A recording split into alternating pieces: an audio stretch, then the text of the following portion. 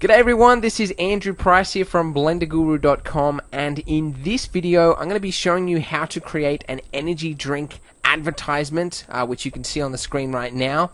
Now the inspiration for this idea came about on the weekend. I was hanging out with some friends of mine and I pulled into a servo because I needed to fill up my car, and my mate went inside and purchased 2 large energy drinks. Now this was 8 o'clock at night and he drank them both. And it sort of blew my mind. I mean, I said, why would you buy 2 large energy drinks, you know, the equivalent of 4 to 5 cups of coffee, you know, straight before going to bed? And it's sort of, I realized that it's due to their clever marketing and advertising campaign that energy drink companies have, is that it just makes them look so irresistible. You know, you're walking through the shops, you might be buying some groceries, some veggies, and then, oh, look, there's an energy drink. It has caffeine and sugar, and it just looks so cool, you know. And it got me thinking, you know, Blender's marketing campaign sucks. What if we took upon the same approach? And that's where I came up with this idea, and that's why I'm making this tutorial. So in this tutorial, we're going to be using Blender, of course. This is the finished scene, what it looks like. So it's a pretty simple can. It's got a few lamps around it, and it's covered in little droplets as well. And then we're going to be taking that finished render and then taking it into Gimp and applying this stock flame fire effects and coloring the can and other things like that. So hopefully we're going to have a bit of fun along the way, and yeah, so let's get into it. Start by opening up a new scene in Blender. Alright, now the first thing we're going to do is model the can. So I'm going to go ahead and delete the default cube, jump to the front view, and what I'm going to do is load in a background image. Now the reason for a background image is simply so that we can sort of have a reference image to trace around, so that we're not sort of guessing how a can looks, but we're using a real reference image. So this is, well, it's obviously a Coca-Cola can. I didn't have an energy drink on hand, because believe it or not, I don't actually drink them. But so what I'm going to do, now I've got that reference image in there, I'm going to add a cylinder, and I'm just scaling it up, and just lining it up with the reference image in the background. So pretty simple. Now this the can is a pretty simple shape. We're not going to get too you know, too complex into all the details and things like that. It's just a matter of just making it look you know, as realistic as you know, that's required for a promo sort of poster. So I'm just going to form this little lip here. Now to create that, yeah, that little lip, that little edge, all we need to do is press extrude on that top row there, scale it outwards, press extrude again, move it up, extrude again, press escape, and then scale it inwards, and then extrude once more, and then down. So basically you should have that kind of edge like that. Then now I'm just going to press smooth shading, like so. Go over here to the modifier, add a subdivision subsurf, make it level 2, something like that should be fine, and I've got a vertex here in the middle there, which is weird. But there you go, so that's, well, it's not exactly right, is it? The reason it looks like a jar is because of the subdivision subsurf. It's kind of made it all smoothed out like that. So to correct that, I'm going to place a loop cut right there, and a loop cut right there. So now we have what looks a little bit more like a can. I'm also just going to tighten up this edge here, just so that it's a little bit more flush and a little bit more realistic. I'm going to do the same for that edge there. Maybe give it a median crease of 0.6. That median crease, just for people that don't know, just makes the edge a little bit sharper. And I'm going to do the same for this one down here, and the same for the bottom one as well. Okay, so that's pretty good. I'm going to go ahead and save this now because Blender is being pretty unstable recently. Okay, so that's pretty good. Alright, now what I'm going to do is start positioning the camera. So in front view now, I'm just going to press Ctrl-Alt-0. I'm just going to move the camera out like so. And we can go ahead and remove our background image now because we've finished modeling the can. Okay, and with the camera and can selected, I'm just going to move it up just so that the can is sort of resting on that grid floor there. It's not necessary, it won't affect the result at all, it just helps, I find. Just looks a lot better.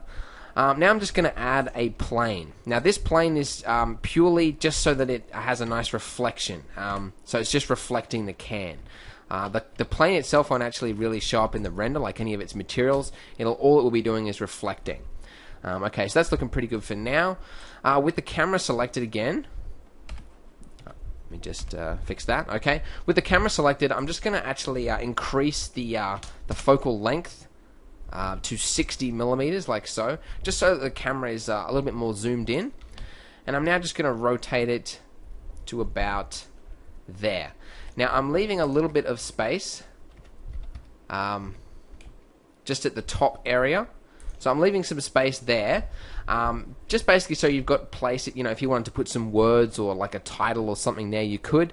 And then around the edge there, you've got this big open space, which is where the flames we're going to be adding in post-processing afterwards. So that's the basic layout of the scene, and that's all good to go. Now, for the lighting. The lighting itself is, it looked a little bit complicated when I showed you at the beginning, but it is fairly straightforward. All I'm going to do is convert this default lamp into an area lamp, like so. Now this is going to be lighting up just sort of the front kind of area, like so. And I'm going to give it an area size of about 10, that's pretty good. Make the distance about 10 as well. Maybe that's about 0.5, that should be pretty good, I think. Now I'm using an area lamp because area lamps do look gives a lot more even light than just a point light. So that's pretty good. I'm now going to duplicate that lamp and point another one just down there. And I'm going to turn off specularity for that lamp. So now we've got that kind of nice even effect there. It's looking pretty good. The reason I've duplicated it and placed it down there is just so that this one's sort of lighting up this top part of the can, and this one is lighting up the bottom. So it's giving kind of like just a different sort of lighting pattern, kind of more studio-y style instead of having just one big bright one. I'm now going to create the rim lights, because you'll notice with the if I pull up this the finished product here, the can itself is black and the background is black. So you need rim lighting to separate the can from the background.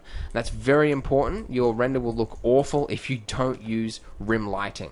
So rim lighting is essentially just lighting up that edge there enough to pull it away from the background. Okay, so this is as you can see, I've just duplicated one of those area lamps just to make this one here, like so. Something like that looks about right. Making sure we check specularity again. Let's have a look at how that looks. Okay, so we've got a nice little rim light there. And I'm going to go ahead now and duplicate that. I'm going to place it down here. Now we've got a light down there as well. Okay, I'm going to uncheck diffuse for the bottom one. Maybe I'll leave it checked. I mean, it's just a matter of really playing around with the settings. So now we've got lighting on the right side. I'm just going to go ahead and duplicate all those now and rotate it as such. And one thing you might want to do if you want to, planning on fiddling around with a lot of things, if we select both those lamps there, press Control L, and select Object Data, it's now linked those two lamps together. So you'll see a little 2 up there, which means if you change any of these values here, it'll change the same thing on the other one. So that's it's very important. In fact, I might just go ahead and increase that to 13 just to give it a more sort of even light. And I'm going to go ahead and do the same for these ones up here. About 13.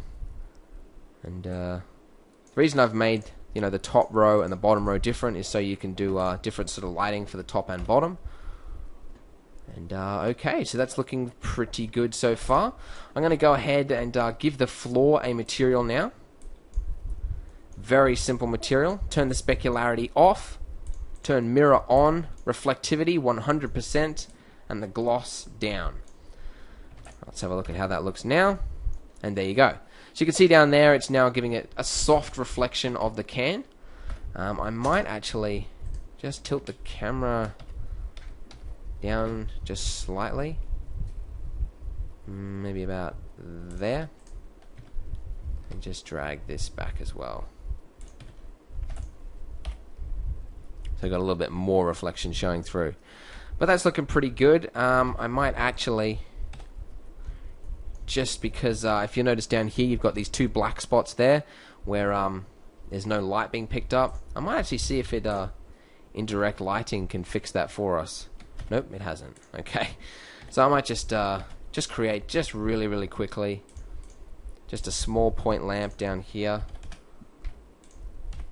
maybe just underneath it like so.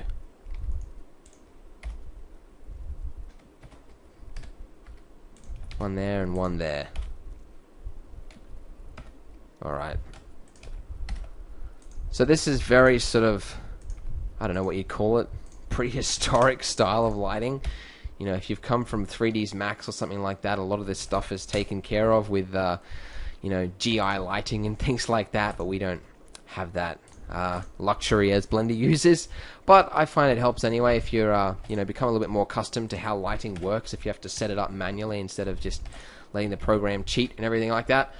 But okay, so it's looking pretty good. I'm going to set the background to black now, and we should now be ready. Okay, pretty good. Alright, now let's move on to the can material. So add a new material, go to the texture panel, click new, and then set it to image. Now what we're going to be doing is adding our label. Okay, now this is a label. The label that I'm using is something that I knocked up in Photoshop. Pretty basic. Now to apply this to the can, it's very easy. You don't need to do any UV unwrapping or anything like that. Just go here to mapping and change the mapping to tube. Now if we render that, you'll see this result here, and you might think, oh no, it's gone wrong, nothing's happened. The can itself is actually just needs to be rotated. So I'm just going to rotate that by 160, something like that. So you can see the actual image is there. It was just facing around the wrong way. Okay, so you just want the Blender title obviously to be front and center. Now the other thing is the aspect ratio of the can is off. As I said before, I used the background image of a Coke Zero can. Energy drink cans are a lot taller. So I'm going to go ahead and select this top part of the can and just drag it up. Okay, there's something about that. You know how energy cans are a lot skinnier. It's sort of like, you know, part of their marketing to stand out in a refrigerator than, you know, everything else. So that's looking pretty good. Not bad. Okay, so it's looking pretty good.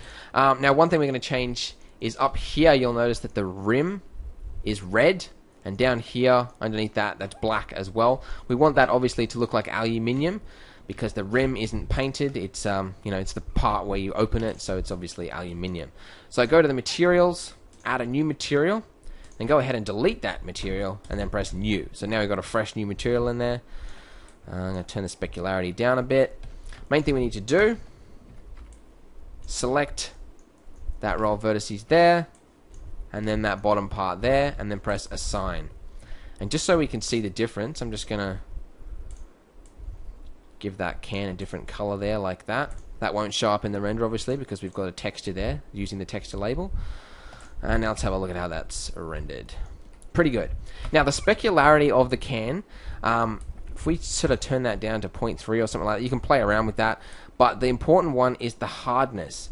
When a can has that condensation effect on the outside, it sort of gives it a diffuse effect over the whole can.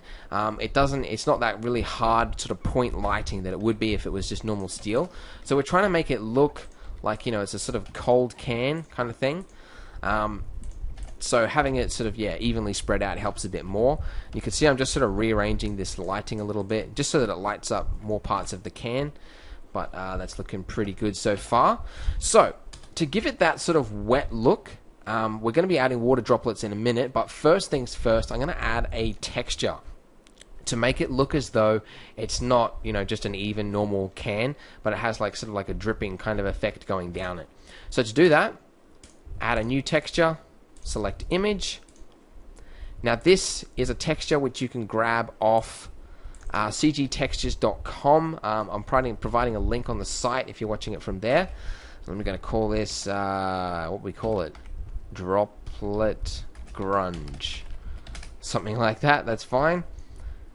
Go down here underneath influence, uncheck color and check specularity. Now what this is going to do, what we want it to do is cut away at the specularity. So where this lighting is here, we want it to look as though, you know, there's droplets that have sort of affected the specularity and it's sort of dripped down like that. So with that texture selected, go down here, and first of all we need to check RGB to intensity, and that'll convert that to a black and white image, which will then actually use those, the actual texture the way it should. If you don't have that checked, then nothing will happen.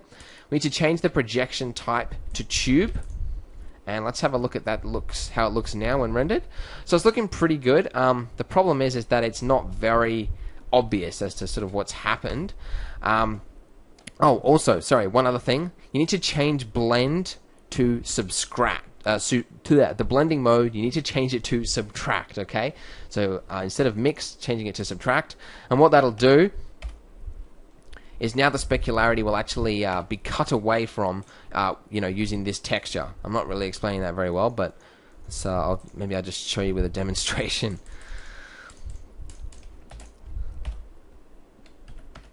Okay, let's turn that up.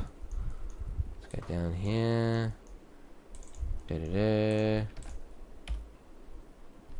Oh, okay. Flip it to negative, like so. Okay, so now we're getting a bit better result, the way we want it to. Okay, so it's looking a lot better now. In fact, I might just turn that down a touch.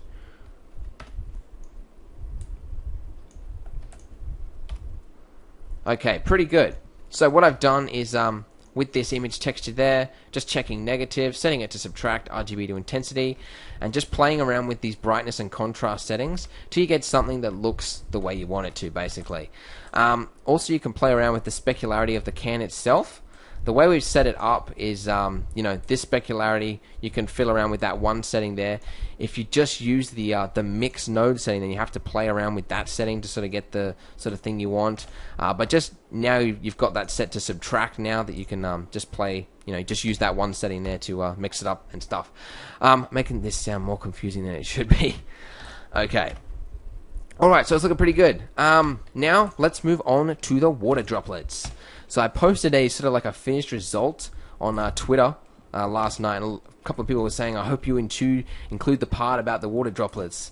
And yes, I am. So, I'm moving now to the second layer, just so we can focus on the water droplets. But what I'm going to do is I'm going to create some objects, just some basic water droplet objects, and I'm then going to use a particle system to make all those droplets appear on the outside of the can. So essentially, we only need to model just a couple of things, and then we're then going to use that thousands of times on the can to give that sort of effect. Very quick way of doing things. So I'm going to go ahead and add an icosphere, like so, and I'm going to make it look like a droplet. Very, very easy to do that. Enter edit mode, select that top vertice, press O to enter proportional editing mode, and then just drag upwards like so. Pretty easy. We now have a water droplet. Now I found when I was making this that it helps to have a sort of a second one, kind of like a variation droplet, so you don't have just the same thing happening many times all over the same thing. It looks a bit too uniform. So I'm going to duplicate that, and I'm just going to create just a variation drop, just kind of like, I don't know, like deformed droplet kind of thing. I was having a looking at some reference photos of droplets, and you sort of get droplets that bunch together, and they sort of look like this. It's pretty weird. Let's move that up like so. I know what you guys are thinking, but let's refrain from those thoughts. I know what that looks like. You know what that looks like. But that's the way it looks in real life. So you sort of get like a bunched up, droplet like that, and that kind of helps a bit. So what I'm going to do now is select both of those objects, press Control G, and what that'll do is they're now green. You'll notice the outline is now green, which means they're now part of a group. Okay, so we might even just call that droplets, the droplets group. Okay, now we're going to use this now on our can using a particle system. So go over here to the particle system panel, click plus, then change the type from emitter to hair, like so, and you got all these little spikes appear. Now go down here underneath render and change it from path to group, and then select the droplets group. And you'll notice that now you've got these droplets appearing, and they look really bad at the moment. Go up here and change it from jittered to random. Okay, and now it's looking a lot better. But you'll notice that the droplets aren't appearing there or down there, and it sort of perplexed me at first why that was happening. But if you have a look at the actual sort of mesh, you've just got a whole bunch of vertices up there, a whole bunch of vertices down there, nothing really in the middle. So you sort of really need to even it out a bit. So just press Control R and scroll up just to create some loop cuts like that. Just something like that should be fine. And now you've got even droplets all over the can. Very quick, very easy way to do that. We do need to change a couple of things. We've got droplets appearing underneath the can and also on the top part of the lip there. Doesn't look too nice. So to fix that, we're going to use our vertex group. So with the can selected, go here to the object data panel, go into edit mode, and select all of these vertices right here. Click plus, and then click assign. Now if you press Control Tab, you go into weight paint mode, you should see this. The top part of the can is blue, the bottom part of the can is blue, and the middle part is all red. That's exactly what we want it to look like. Then go here into the particle settings, and underneath density, click group. And it will now only put particles in the red part of our weight group there. So that is essentially fixed the problem for us. So pretty good. Other thing to give it a little bit more variation is, let's see, here. Underneath the physics, change the randomized size all the way up to 1 or, I don't know, 0.7, something like that should be fine. And also, the variation droplet doesn't appear that often, like it's a variation droplet for a reason. And currently, both of those objects are appearing as much as each other. So it's sort of like a 1-to-1 ratio appearing. So to change that, you can, underneath here, underneath render, click use count. And if we select that first droplet there, which is called icosphere, we can actually make it appear more often than the other one. So if we just increase that count, I don't know, like 7, something like that. You notice that now that most of the droplets are the normal one, except you've got a few of that variation droplet appearing as well. Now, we need to give that variation droplet a material. So go ahead and click Add New Material, select the other droplet, and then shift select the other one again, and then press Control L, and then click Materials. And now they're now keyed, they've got the same material like that. Just a sort of complicated way of doing that. I'm going to turn the specularity to a point, I don't know, 3, turn up the hardness like that. But the main one you need to adjust is the transparency. Check that, turn the alpha value down to 0, change it to ray trace, and then increase the IOR to 1.2. Now if we re-render this now,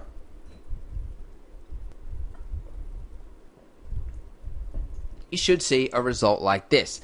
Now you might be thinking, Andrew, that looks horrible, what have you done?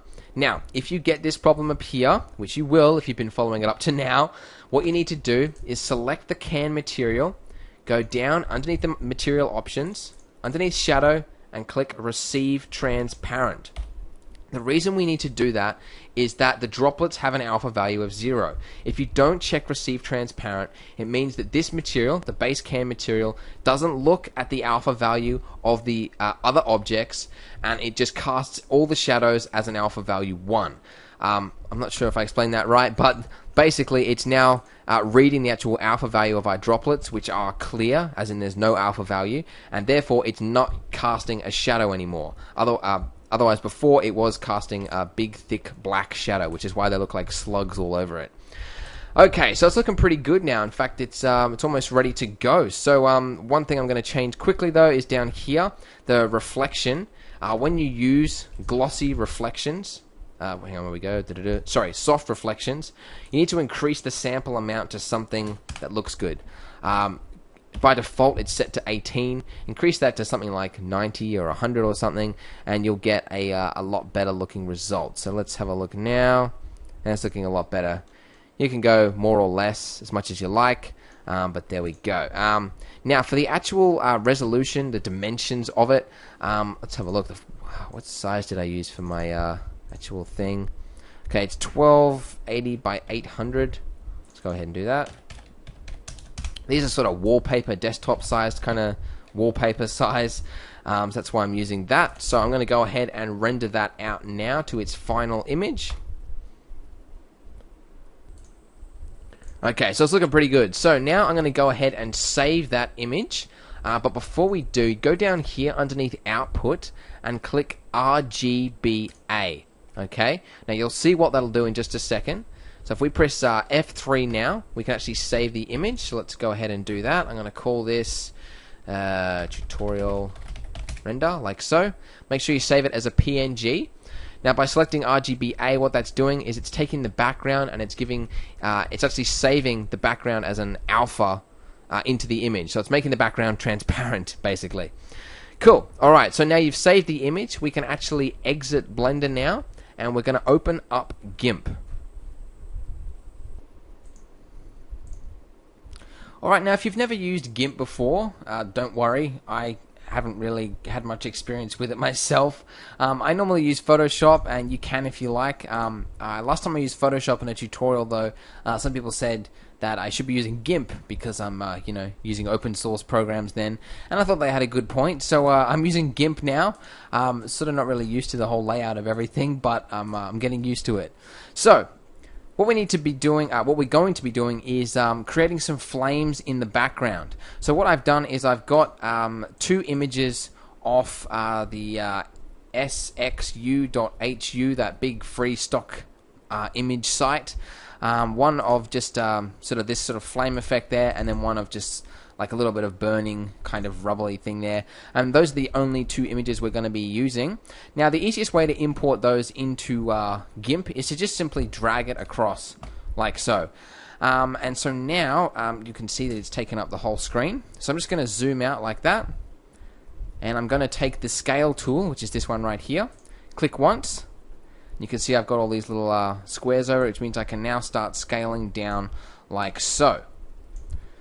And it is a little bit annoying that you can't actually see the background whilst you're scaling, because it's kind of important to know where everything is, but you know, that's alright. We have to get used to it, I suppose.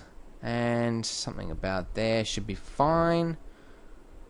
Yeah, pretty good. And I'm going to click scale, and that'll now sort of save those results. Now I need to move that behind the can, obviously, like so. So you now have got one flame in place. Now we obviously want one on the other side. Easiest way to do that, duplicate the layer, click the flip tool right there. Oh dear, I'm not sure if you can hear it, but it's a lot of thunder coming. Hope we don't have another flood. I'm now going to click flip, just click once, and you'll see that that image is now flipped. And I'm just going to drag across like so.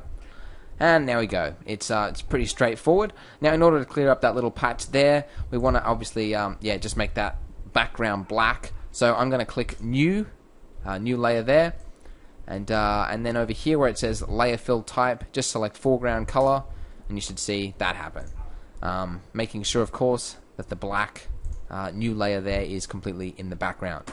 Okay, now I'm going to import this other image here. Now the reason I'm importing another image, you could go with this if you like, but I just think it just looks a little bit too simple. Like you've got a flame over here and a flame over there, and they both look identical, and it's quite obvious that you've just duplicated and mirrored it. So by adding a second image like this one right here, it just sort of gives it a little bit more variation, So that's the whole point of this step. So I'm going to do basically the same thing. Just going to scale this image here down, holding down Control, making sure you kept the right proper proportions. Something like that is great. Good. And click Scale to sort of save those changes. And then underneath Mode, up here in the layer docking, I'm sure that's a word, then change it from Normal to Screen. Now if we zoom in, you can see what's happened. It's now placed that extra... Whoa. Yeah, I've still got the scale school. It's placed that second variation flame straight over the top of the other one, and it's sort of showing through. And as you can see, it looks a lot more unique and different than what it did earlier. So that's the whole point of that. Now what I'm going to do is hide the background layer and hide the can layer. Move that up. And what I'm going to do is right click and select Merge Visible Layers. So now all these layers here are one. And now what I'm going to do, just bring back the background layer here. I'm going to take the rectangular tool, and I'm just going to draw a rectangle right where that black background is, right there. And making sure that the flame layer there is selected, I'm going to press Delete. And what that's done is it's now deleted that whole portion of the image underneath it. And the reason I've done that is I'm now going to duplicate this layer here. I'm going to flip it on the horizontal, so check horizontal there, click once, and I'm now going to place it above, the can layer, and I'm just going to drag it down like so. So what we're doing is essentially creating that fire reflection on the plane, on the the background plane essentially. So that's the whole point of this. So I'm just lining them up using the move tool like so. Something like that looks pretty good. And you can see you've got a little bit of extra unwanted black stuff right here. So I'm just going to use the eraser tool and just erase all that. That happens when you're not really good with the program you're using. Alright, I'm going to give this a name if I can. Let's call it Flame Reflection. Okay, and it's on top of the background layer there. And you can see down here, if I zoom in a bit, oh, that's zooming out, that it's overlapping the can. So what I need to do is select that flame reflection layer, just using the erase tool, just erase that, and also just erasing the parts where this can is supposed to be reflecting. There's something about, have to sort of get it right, because you can't really see it quite well. I'm sure there's a way to use layer masks and stuff. I just haven't really looked into it. It's only a simple thing, so this is fine. Okay, so that's looking pretty good so far.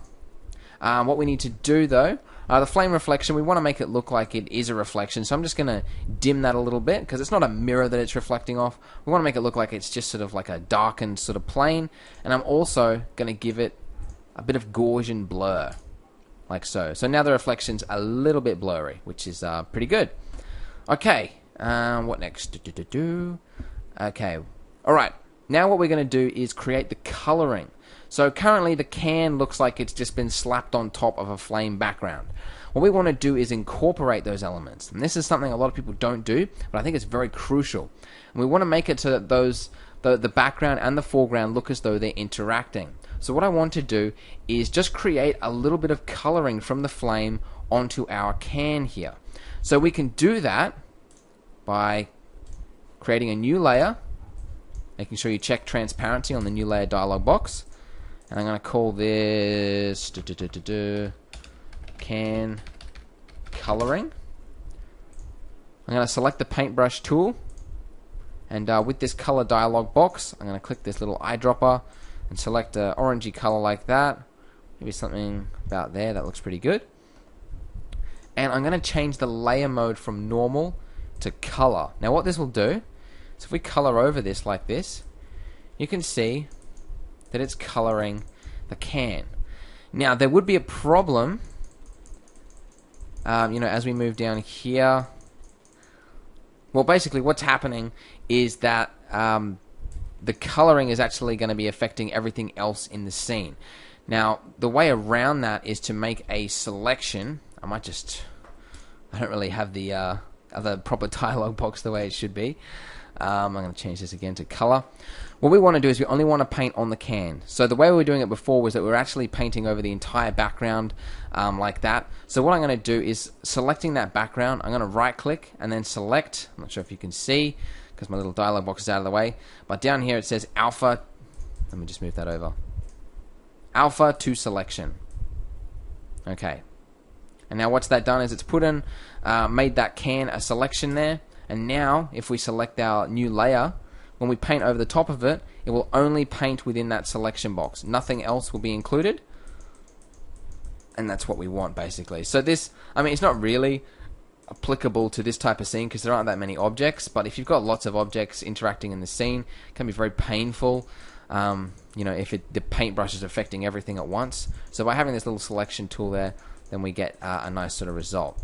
So it's basically just a matter of painting over the cans in the right parts, like so, and just giving everything sort of a slight tint, light orangey tint, and that just brings everything together essentially. It just makes it look more interactive and everything is one. You might even want to use two colors maybe. Let's try that. Just using a different yellow color down there, maybe one here as well. Okay, so that is pretty much it. That is the finished energy drink promo. I mean, if you wanted to, I mean, we left some space at the top there. If you really wanted to go nuts, you could add a little piffy title to it. Like, let's go. Let's change the color to white.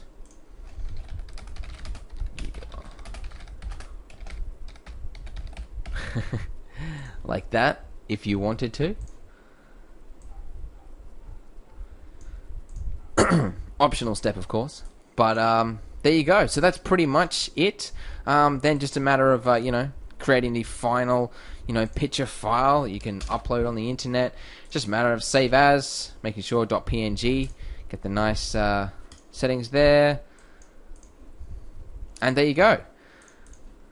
Let's grab the final file.